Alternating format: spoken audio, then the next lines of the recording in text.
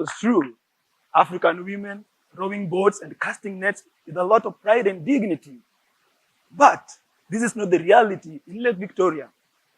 Now, let me tell you what is happening in Homa Bay County within the fisher community where I was born. In order to get fish to sell in the market, women and teenage girls are forced to offer sex to fishermen, sex in exchange for fish. And this is how bad the situation is. Please, I want to talk to ladies in the house. Can I see by a show of hands, how many ladies do you have? Are you happy? Are you proud being a woman? Are you proud being a lady? Good. Unfortunately, this is not what's happening in Homa Bay County. In my own community, girls are considered as mongoose, wild cat. And this is not a compliment, by the way. Now tell me, who wants to spend their resources in education of wild animals? No one. And connect this with high illiteracy level in Homa Bay County generally. 63% of residents got education up to primary level only. You might wonder, why am I passionate about this topic? Or why do I even want to speak up for those who can't speak yet?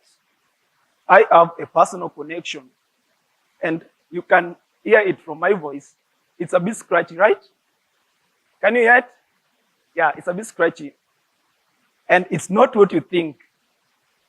I'm not hungover, I'm not under hangover, I'm not tipsy, and it's not cold. Friends, I was voiceless myself. Literally, I was mute for the first 7 years of my life. I couldn't speak. In order to communicate, I had to use my legs, my hands, and any part of my body. Because of my condition, my mother was ashamed of me. She left me with my grandmother. Only when I could speak, I was good enough for her. And when I was 12 years old, my parents both died of HIV and AIDS, leaving behind 4 orphans. My grandmother couldn't take care of all the grandchildren, and later, my elder sister, who was left to take care of us, also died of HIV and AIDS. With no option, I had to live on the streets for 2 years, doing usual things, eating from the trash cans, sleeping on the terraces of restaurants. And there was Joyce Opondo, a woman who was not even my relative, just known to my mother. She found me, she gave me food, she dressed me, and sent me to school. Unfortunately, my mother and my sister didn't get opportunity to go to school. For them to fend for the family, they had to sell fish. And because we were poor, of course, to get fish, they were forced to offer sex to fishermen. And this is how they contracted HIV and AIDS and died. My friends, in Homa Bay County, within fisher communities, many women are depending on fish. And men or fishermen are exploiting them day in, day out. And this is how HIV spreads. As we speak, 21%, according to the latest result that was given yesterday, states that 21%, and do you know what that means? It means that every 4th person or 3rd person is HIV positive. Many are dying just like my mother and my sister, leaving orphans behind. So what do we do about this? We have 2 turntables around Lake Victoria. Women have to get direct access to the resource fish. And therefore, I founded WAWA.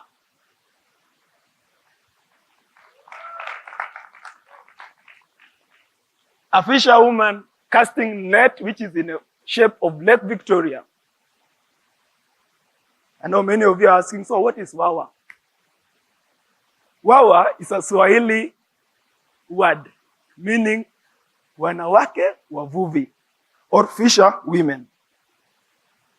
Wawa is a fisher academy where we are going to train women and teenage girls from the age of 18 and above in fish farming, boat building, and fishing. In fish farming, our beneficiaries will acquire skills and confidence to go down, construct ponds with choosing right fingerlings. Those are baby fish to grow. Harvest them, take them to the market, as well as entrepreneurial skills. In boat building, we are going to have Wawa workshop where we are going to train our beneficiaries to make simple boats. In fact, we are even going to integrate it so that they can be solar boats, environmental protection.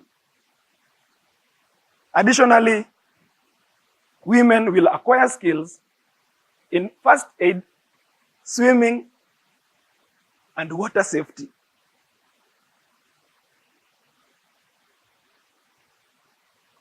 By the way, we are aware of all the barriers and challenges that we will face in fishermen community. And you know one of them?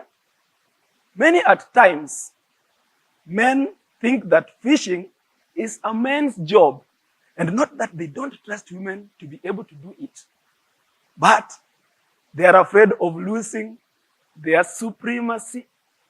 They are afraid of losing their sex deals, and they're afraid of competition. So, the problem is everywhere in the world. Whenever any development program is focusing on women, men always feel neglected. Men, am I speaking your mind? They always feel neglected. Some of them blame it on women. Some of them get drunk.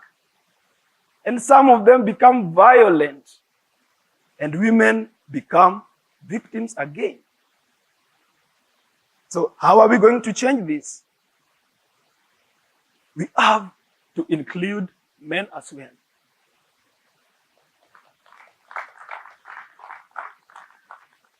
Lest you forget, I'm a man, and I think I know how men tick.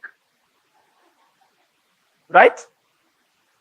So, for men not to feel excluded and challenged in a way, we have to get exciting opportunities. And there are a lot in Homa Bay County along the fisher community. For instance, environmental protection. Why can't men fix solars and motors for the boats that are built by women? In doing so, they will feel like they are working hand in hand, because we are going to prevent a question that they will always ask: nothing in our community without us. We are going to achieve the social change that we want to see together.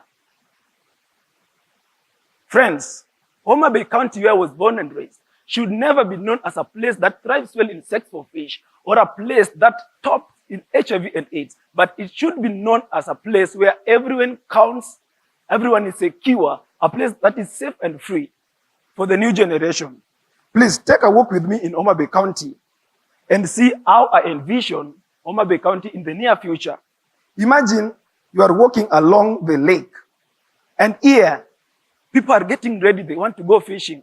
And not far from where you are, you can hear silent humming of a solar-powered motorboat. And everywhere are singing voices.